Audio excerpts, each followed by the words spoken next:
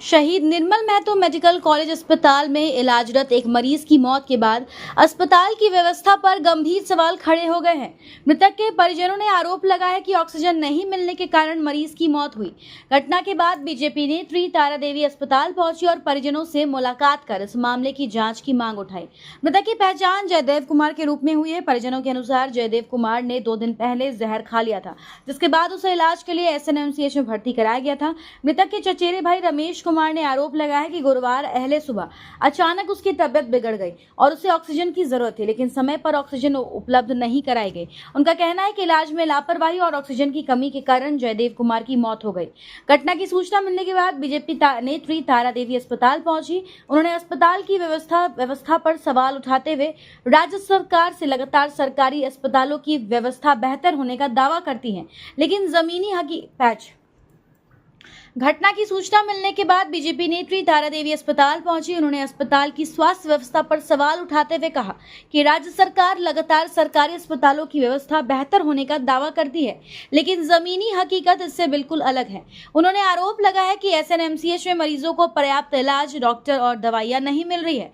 कई मरीजों को बाहर से दवा खरीदनी पड़ती है और गंभीर मरीजों को रेफर कर दिया जाता है। तारा देवी ने कहा कि अस्पताल में भर्ती अन्य मरीजों को भी ऑक्सीजन और इलाज संबंधित परेशानियों का सामना करना पड़ा है। उन्होंने पूरे मामले की निष्पक्ष जांच कर दोषियों पर कार्रवाई की मांग की है। वहीं मामले को लेकर अस्पताल अधीक्षक DK गंदौड़िया से संपर्क करने की कोशिश की गई, लेकिन उनका पक्ष नहीं मिल सका।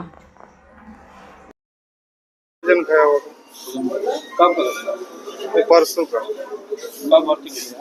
परसों ऑक्सीजन के कारण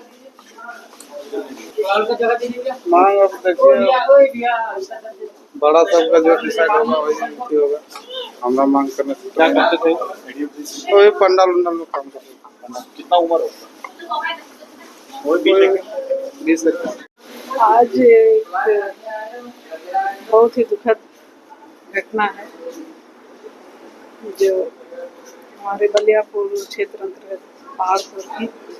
तो परसों देर रात उनको यहाँ पर एडमिट किया गया था और कल रात उन्होंने दम तोड़ दिया, जो कि उनके सभी परिजन आए हुए थे। तो मैं भी सूचना पाकर यहाँ पर आज सुबह 10:30 बजे के करीब यहाँ पर पहुँची। तो सूचना के मुताबिक परिजनों का कहना था कि रात भर जो पेशेंट रहे और जब से आए तब ऑक्सीजन की सुविधा नहीं थी, उनको ऑक्सीजन नहीं दिया गया। और मैंने 1-2 वार्ड में भी, जो कि अभी भोजन वार्ड है बगल में ही, वहाँ भी गया तो वहाँ भी बहुत सारे पेशेंट जो ऑक्सीजन के अभाव में छटपटा रहे हैं। तो समय पर पेशेंट को ऑक्सीजन दिया जाए।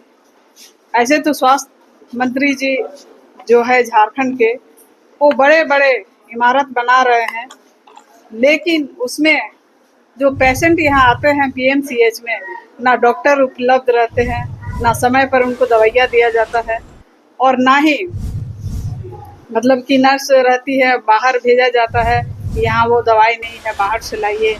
और इसी कारण बहुत सारे मौतें होती है, बहुत सारे घर परिवार एकदम उजड़ जाते हैं। और आए दिन रोज न्यूज में आता है कि कहीं कहीं तो ले जाते मतलब कि रास्ते में ही दम तोड़ दिया जाता है। तो स्वास्थ्य विभाग का तो ये स्थिति है, खास करके यहाँ धनबाद PMCH का। तो मैं